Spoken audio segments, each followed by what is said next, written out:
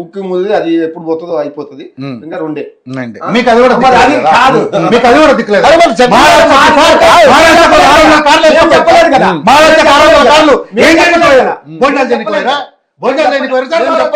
ఎందుకంటే అధికారం పోయింది అధికారం పోయిందంటే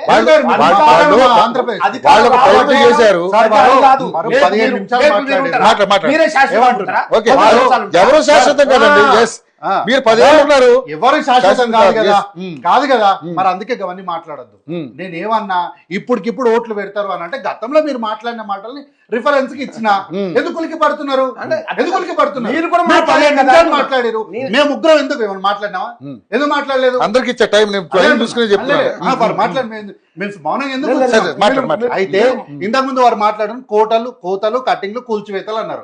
కోతలకు కారణం కల్వకుంట్ల వారే, కటింగ్లకు కారణం కల్వకుంట్ల వారే, కూల్చివేతల కారణం కూడా కల్వకుంట్ల వారే.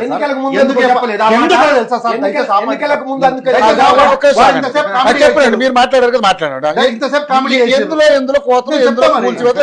సార్.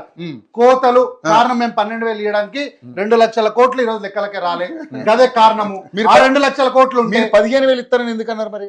అవును సార్, ఈ 2 లక్షల కోట్లు ప్రభుత్వానికే తెలియదు. మమ్మల్ని ఇడిచిపెట్టుర్రి, మమ్మల్ని జర్నలిస్టులను ఇడిచిపెట్టుర్రి. ప్రభుత్వం 2 లక్షల హామీలు ఇవ్వాల్సింది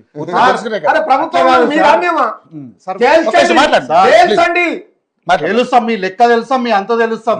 మిమ్మల్ని మొత్తానికి ఎక్కడ మీరు మొలకుండా వేస్తాం మేము. ఆ బాధ్యత మేము కార్యకర్త ప్రజలు తీసుకుంటారు, మీరు కాదు. మేము చేపిస్తాం అది.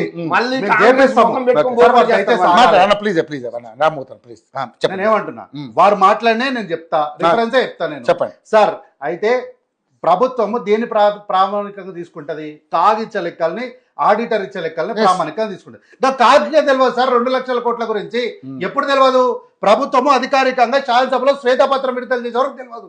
శ్వేతపత్రం విడుదల చేసిన తర్వాత లెక్కలు తేడా వస్తే అప్పుడు అడిగింది సార్ 2 లక్షల కోట్లు మిస్ అయినాయి సార్ అంటే అడగండి అంటే అప్పుడు వచ్చి అడిగింది. ఏమైంది? కల్వకుంట్ల చంద్రశేఖర్ రావు చెప్పండి అంటే నా ఆరోగ్యం బాగలేదు, నేను తర్వాత వస్తాను, ఇప్పుడు ఏం చెప్పలేను అని అన్నాడు ఆయన. ఫామ్ హౌస్ లో కూర్చొని ఏం చెప్పమంటారు? కటింగ్ల కారణం కదే, ఇంకా కూల్చిమెత్తల కారణం కూడా కల్వకుంట్ల వారే. ఏడకింత చెరువు దొరికితే, ఏడకింత నాల మట్టి వేయాలి, జాగ చేయాలి, ప్లాట్ చేయాలి, అమ్మి పడేయాలి. గదే కదా ఎల్బీనగర్ లో మొన్న జరిగిన పరిస్థితి. ఇట్లా చేసినందుకే కదా మొన్న బీఆర్ఎస్ కార్పొరేటర్ కౌన్సిల్ లా బీఆర్ఎస్ నాయకులు కార్పొరేటర్లు అందరూ హైడ్రాక్ ఎందుకు చేయగొట్టిర్రు? కూల్చివేతలు తప్పు కదా. మరి బీఆర్ఎస్ పార్టీ కార్పొరేటర్లు ఎవరెవరైతే హైడ్రాక్ చేయగొట్టిరో వాళ్ళని కార్పొరేటర్ మీ పార్టీని సస్పెండ్ చేస్తారా సస్పెండ్? దమ్ముందా మీకు అది? కాబట్టి కటింగ్లకు కానీ, కోతలకు కానీ, కూల్చివేతలకు కానీ కల్వకుంట్ల వారే ప్రధానమైనటువంటి కారణము. ప్రాజెక్ట్ ఈడ కట్టడానికి చేతగాలే, కట్టిన ప్రాజెక్ట్ ఒకటి కూలిపోయింది. దానికి మళ్ళీ వీళ్ళు పెద్ద మేధావులు, పెద్ద మనుషుల్లాగా పోయి మహారాష్ట్రకు పోయి ఆ ఎస్ఆర్ఎస్పీ పని లేలో మే బోల్ రే నా ఇద్దరు తూ లేలో అని ఆడ చెప్పిండు. పక్కన పోయి ఆమె రోజమ్మ మంచి చేపల పులుసు పెడతాము తిని రాయలసీమ రతనాలు సిర కావాలి, నాకు బాధ్యత ఉందని ఆడపోయి మాట్లాడొచ్చిండు. ఇప్పుడు ఈరోజు వచ్చి చంద్రబాబు నాయుడు గారికి గోదావరికి బనకచర్ల గిఫ్ట్ ఇస్తున్నది వీళ్ళు మాట్లాడతారు. ఎవరు మాట్లాడతారు? ఈడ మిగులు నీళ్లు ఉన్నాయని మీరు తీసుకపోండి గిఫ్ట్ ఇస్తుంది వాళ్ళే ఇచ్చినారు సార్, వాళ్ళే ఇచ్చినారు. బనకచర్లు ఇప్పుడు మా హయాంలో మొదలైందా? వాళ్ళ హయాంలోనే కదా మొదలైంది. ఆడపోయి మహారాష్ట్రలో పోయి ఎస్ఆర్ఎస్పీలో నీళ్లు తీసుకోండి అని చెప్పిండు కదా, విన్నాం కదా మనందరం. మరి రోజమ్మ దగ్గర పోయి కూడా మా దగ్గర మిగులు జలాలు ఉన్నాయని చెప్పారు కదా. మన దగ్గర నీళ్లు ఉన్నాయి అనుకోండి, తెలివైన ముఖ్యమంత్రి ఏం చేస్తాడు? 4 ప్రాజెక్టులు కట్టి ఆ ఓడని వచ్చి మా దగ్గర నీళ్ళు ఇవ్వండి అంటే మాకే నీళ్లు లేవరాబాయ్ మీకే ఆడిస్తాము అని తెలంగాణ రాష్ట్ర ప్రజల గురించి లేదా ఆ రాష్ట్ర ప్రజల గురించి స్వార్థంగా మాట్లాడతాడు. ఈడ మనకే నీళ్లు లేవు, హక్కుకు వస్తున్న వాటలకెళ్ళి నీళ్లు తీసుకోనికైనా మన దగ్గర పెట్టుకోనికే నీళ్లు లేవు, ప్రాజెక్టులు కట్టలేదు, పూర్తి చేయలేదు, కట్టిన ప్రాజెక్టు కూలిపోయింది. దాన్ని ఈ రోజు వీళ్ళు వచ్చి మాట్లాడుతారు. ఏమంటున్నారు? కేసీఆర్ గారు ఫోన్ ట్యాప్ చేయలేదు అని అన్నారు. ఓకే సార్, నేను ఒప్పుకుంటా. కల్వకుంట్ల చంద్రశేఖర్ గారు ఫోన్ ట్యాప్ చేయలేదు. మరి రేవంత్ రెడ్డి గారు ట్యాప్ చేస్తున్నారు, మీరు ఎట్లా అంటారు? నేను అడిగాను కదా, అదే అడిగాను. ఎవరైనా చేస్తారు, అప్పుడు కన్క్లూజన్ వచ్చారు. ఎవరైనా చేస్తారు సార్. ఎట్లా చేస్తారు? 491 సెక్షన్ కింద సబ్జెక్ట్ కరెక్షన్, ఆ సెక్షన్ కింద యూనియన్ గవర్నమెంట్ ఆఫ్ హోమ్ సెక్రటరీకి ఇన్ఫార్మ్ చేసి 15 రోజుల పర్మిషన్ తీసుకొని రివ్యూ చేసి వీళ్ళు ఫలానా వాళ్ళు గతంలో వీళ్ళపైన ఇట్లాంటి చరిత్ర ఉంది, ఇలాంటి కేసులు ఉన్నాయి కాబట్టి మేము వీళ్ళ ఫోన్లు ట్యాప్ చేస్తున్నామని చెప్తారు. కానీ ఇట్లా కాంగ్రెస్ పార్టీ నాయకులవి, కాంటాక్ట్ చేసిన కార్పొరేటర్లవి, కొత్తగా పెళ్ళైన భార్య భర్తలవి ఎందుకు వినడం సార్? ఈ డేట్ అప్పుడు నాకు కొత్తగా పెళ్ళైంది, నా భార్య నాతో మాట్లాడిన మాటలు వచ్చి మీకేం అవసరం ఉంది? మీ భార్య మాటలు ఏంటో మీరు ఇట్లా నవ్వుకుంటారా? ఏం సంబంధం ఉంది? అన్నగారికి తెలియదేమో పాపం, అన్నగారి ఫోన్ కూడా ట్యాప్ అయి ఉంటది, అన్నగారి ఫోన్ కూడా ట్యాప్ అయింది, అది అన్నగారికి తెలియదు. అధికారంలో ఉన్నారు కాబట్టి ఆ రోజు ఏం ముందు వెనుక తెలియలేదు. కానీ ఈ మెల్లగా ఈ విచారణ ఒక్కొక్కటి బయటకు వచ్చినప్పుడు రేపు పొద్దున్న అన్నగారి పేరు కూడా బయటకు ఇదే నోటీస్ ఆయన రామ్మోహన్ గారు కూడా అన్నగారికి కూడా వస్తుంది, ఇదే నోటీసు అన్నగారికి కూడా వస్తుంది. ట్యాప్ చేసిండ్రు, మొత్తం అక్రమ వసూలు చేసిండ్రు, లేదా భార్య భర్తలని ఒక్క కుటుంబం అయినా నా ట్యాప్ నా ఫోన్ సార్ నల్గొండ ఆత్మహత్యలు చేసుకున్నారు సార్, సార్ నల్గొండ ఆత్మహత్యలు చేసుకోరు, వద్దిగా వారిని ఆపనండి, ఇప్పటికే ఆపనండి సార్ వారిని. నల్గొండ ఆత్మహత్యలు చేసుకున్నారు, నల్గొండ ఆత్మహత్యలు చేసుకున్నారు, వారికి తెలియకపోతే రమ్మని చెప్పండి.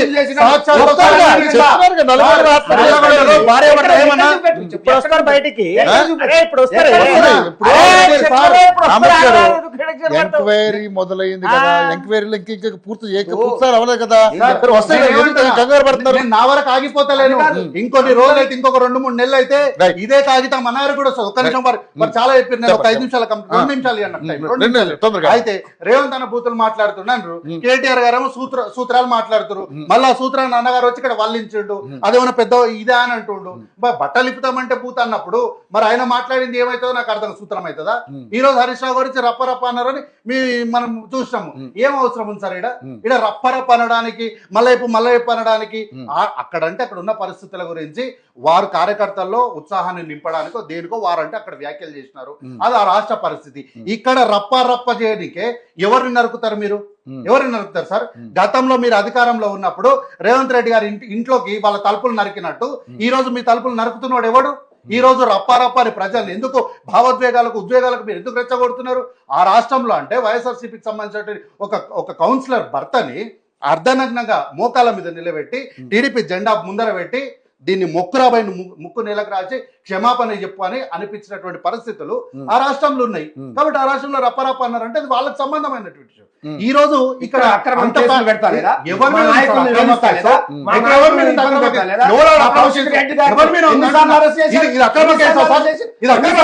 కొంచెమన్నా మనస్సాక్షి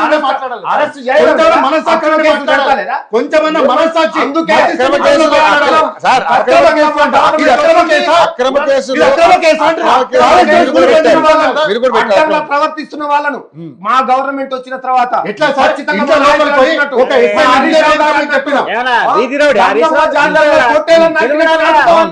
నరుకుతాం ఖచ్చితంగా చెప్తున్నాం.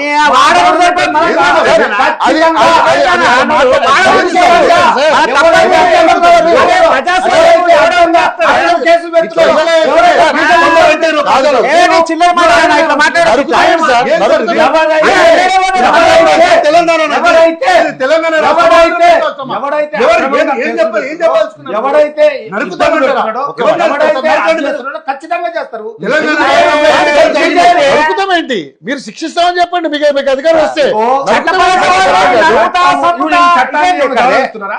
అరే ఒక్కరి మీద చట్టమే సార్, ఇది 15 కేసులు ఇప్పుడు 18 నెలల ఇది చట్టమే సార్. మా కేటీఆర్ గారి మీద 16 కేసులు పెట్టారు ఇప్పుడు ఈ 18 నెలల కాలంలో. సార్ నిరూపించుకోండి. ఇప్పుడు కేసు పెట్టారు కదా, బీజేపీ ఒక్క కేసు పెట్టలేదు.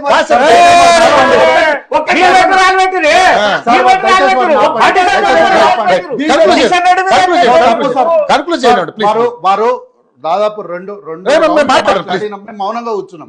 అయితే వారి మీద ఎవరి మీద ఇది అక్రమం కాదు, ఇది నిరూపించే కేసు. ఇది తర్వాత వీళ్ళు అప్పులు తెచ్చినాం నీళ్లు తెచ్చినాం అని అంటారు.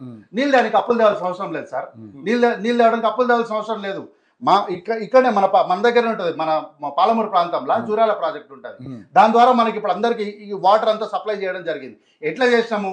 దేవరకథ నియోజకవర్గానికి సంబంధించిన జిఎంఆర్ గారు, పక్కనే ఉన్నటువంటి మక్కల్కి సంబంధించినటువంటి ఎమ్మెల్యే అయినటువంటి ఇప్పుడు మంత్రి అయినటువంటి వాకిటి శ్రీహరి గారు, జూపల్లి కృష్ణారావు గారు, సంపత్ కుమార్ లాంటి వాళ్ళు పక్క రాష్ట్రంలో ఉన్నటువంటి ముఖ్యమంత్రి సిద్ధరామయ్య గారి దగ్గరికి వెళ్ళి ఇక్కడ ఉన్న పరిస్థితులను, రైతులు ఎదుర్కొంటున్న పరిస్థితులను వారికి సవివరంగా వివరించినప్పుడు వారు నీటిని విడుదల చేశారు.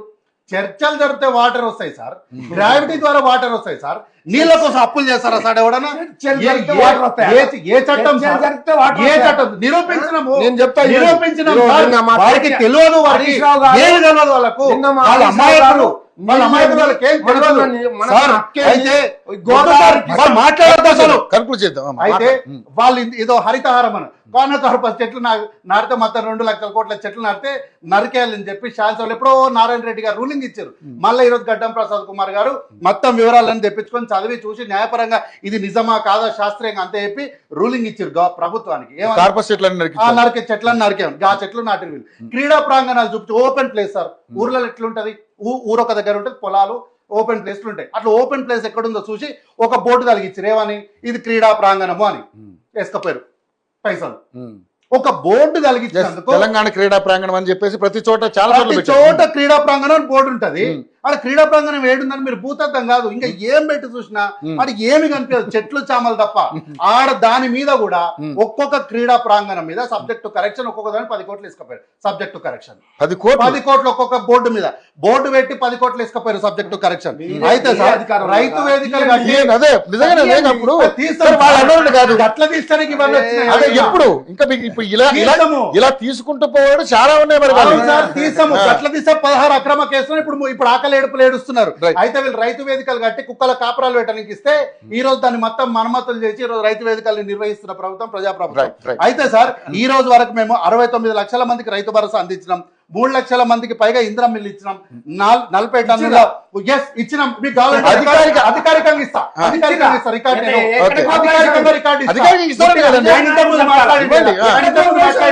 ఏంటో బూతులు ఎవరు మాట్లాడితే ఎక్కువ వచ్చిందని దాని రికార్డు చూపెట్టకుండా గాళ్ళ మాటలు మాట్లాడు. తర్వాత విశ్వేశ్వర రెడ్డి గారు వీరి ఎంపీ గారు బీజేపీ ఎంపీ గారు ఏందో మాకు రేవంత్ రెడ్డి గారు సాయం చేసిరని ఇంతకు ముందు అన్నారు. రికార్డు చూపెట్టండి, చూపెట్టండి.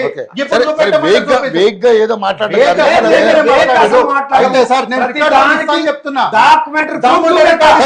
చూపించండి, చూపించండి. ఇప్పుడే చూపిస్తాను. 69 లక్షల మందికి రైతు భరోసా ఇచ్చినాం, 3 లక్షల మందికి ఇంద్రం మిల్లు ఇచ్చినాం, 40 టన్నుల ఉచిత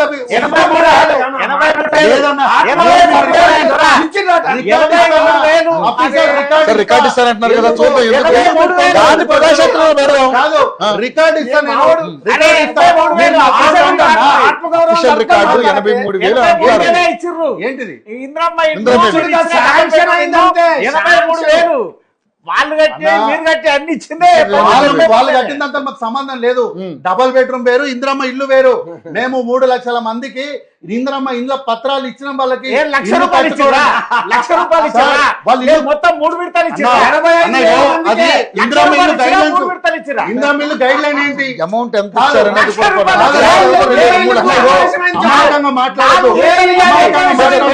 పూర్తి విషయాలు తెలుసుకొని మాట్లాడాలి. ఇంద్రమ్మ ఇల్లు గైడ్ లైన్స్ ఏంది?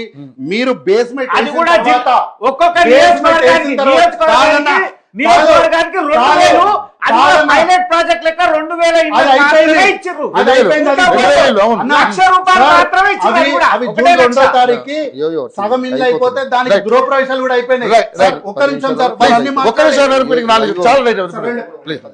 అయితే సార్ అయితే డబల్ ఇంజన్ సర్కార్ అన్నారు కదా, మనం ఎక్కువ దూరం పోవద్దు. పక్కనే మన మహారాష్ట్రలో ఉన్న బస్సులు చూడండి, తెలంగాణ రాష్ట్రంలో ఉన్న బస్సులు చూడండి.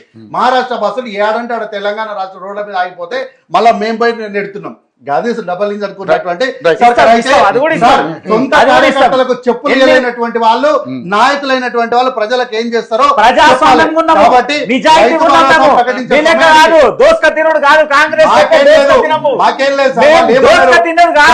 వాళ్ళు ఏమన్నారు, మా కార్యకర్తలకు కాళ్ళకు చెప్పులు కూడా లేవన్నారు.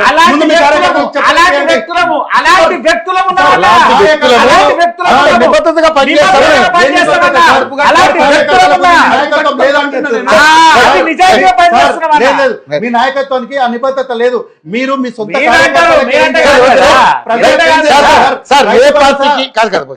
ఏ పార్టీకి ఎంత నిబద్ధత ఉన్నది అనేది ఇప్పుడు స్థానిక సంస్థల ఎన్నికలు తేలిపోతాయి. నాయకురాలు వచ్చినప్పుడు సాధారణమైనటువంటి వ్యక్తి సాధారణంగా బట్టలు ఉంటది.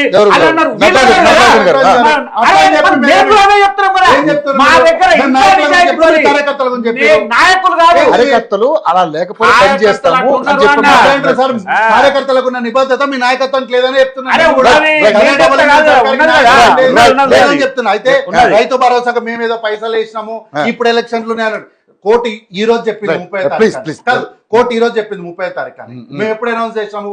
ఇప్పటికి అనౌన్స్ చేసి 4 రోజులు అయింది.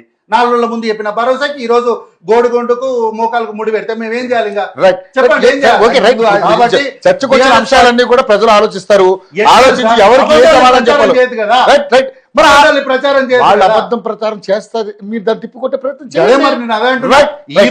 ఈ రోజు కోర్టు చెప్పింది మేము 4 రోజుల ముందట చెప్పిన రైతు Right, భరోసా ఏమని. right, ప్రేమ్ గారు. కాబట్టి ఏంటంటే ఎవరి మీద కూడా అక్రమ కేసులు లేవు, ఇవన్నీ సక్రమమైన కేసులే. పెట్టిన 16 కేసులలో కూడా అన్ని నిరూపణ అయితే కల్వకుంట్ల తారక రామారావు చంద్రశేఖర్ రావుని ఇద్దరు ఎన్నికల ముందుకు చెప్పినట్లు శ్రీకృష్ణ జన్మస్థలానికి ఖచ్చితంగా పంపిస్తాం. Right, right. కార్యకర్తలు సార్, చట్టాలు పరిధిలో ఉన్నాయి కాబట్టి చట్టం తన పని దాన్ని చేసుకుపోద్ది రైట్ 2 లక్షల కోట్లు మిస్ అయ్యాయని ఇప్పటి వరకు కేసీఆర్ గారి దగ్గరికి ఏ నాయకుడు గాని ఏ సంస్థ గాని ఎవడు సార్, ఇదేంటి ఎంక్వైరీ అమాయకత్వమని? ఎంక్వైరీ ఇది చేయండి కాదు, సార్. అమాయకత్వం కావాలని- సార్, నోటీస్ ఇచ్చింది. కావాలని- సార్, నోటీస్ కావాలని- ఇచ్చింది. ఎవరు కావాలి సార్? ఒక్క నిమిషం. నోటీస్ సార్, ఇచ్చింది ఇవాళ ఏం తెలియదు సార్. పూర్తి స్థాయిలో ఒక్క నిమిషం. కాకు నోటీస్ ఇచ్చింది ఇచ్చింది వివరాలు కదా, ఇవ్వని. ఒక నిమిషం. పూర్తి స్థాయిలో ఒక మాజీ ముఖ్యమంత్రి మీద ఒక నింద వేసేటప్పుడు ఎంత జాగ్రత్తగా ఆలోచించాలి. పూర్తి స్థాయిలో ఉండండి, ఇంకా ఎంక్వైరీ జరుగుతున్నాయి కదా. సార్, వాళ్ళకి అప్పుడే ఏం ఎందుకు తెలియదు మీరు కంగారు పడద్దు. ఒళ్ళు పురాణాలు చెప్పొద్దు. సొల్లు పురాణం కాదు. డైవర్షన్ వాటి పాలిటిక్స్ గురించి- లేదు. చూద్దాం. వాళ్ళకి ఏం తెలియదు అని చెప్పడానికి ఒకటే ప్రామాణికం సార్. చెప్పండి. కల్వకుంట్ల కవిత లెటర్ రాసినప్పుడు వీళ్ళందరూ ఏమన్నారు? ఆ లెటర్ మా అక్క రాయలేదు, ఆ సంతకం మా అక్కది కాదు అన్నారు. తీరా సాయంత్రం ఆమె క్లాస్ చేసింది. వేరే రాసిన సంతకమే. Right, right. వీళ్ళకి ఏం తెలియదు సార్. రైట్, అమాయకులు. రైట్. ఫైనల్ చెప్పండి నిజంగా. అంటే ఇప్పుడు యాక్చువల్గా ఏంటంటే నిజంగానే ఈ డబుల్ ఇంజన్ సర్కారు నిజంగానే వాళ్ళంటే ఇప్పుడు సార్ అన్నట్టుగా కానీ కోటేశ్వర గారు అన్నట్టుగా కానీ వీళ్ళు అన్నట్టుగా ఏంటి డబుల్ ఇంజన్ సర్కార్ వల్ల ఎవరికి ఉపయోగం జరిగింది? అయితే మీరు మాటకు ముందు డబుల్ ఇంజన్ సర్కారు, మాట తర్వాత డబుల్ ఇంజన్ సర్కార్ అంటారు. సార్ ఉచిత హామీల పట్ల పూర్తి జాగ్రత్తతో నిబద్ధతతో పనిచేస్తున్నట్టు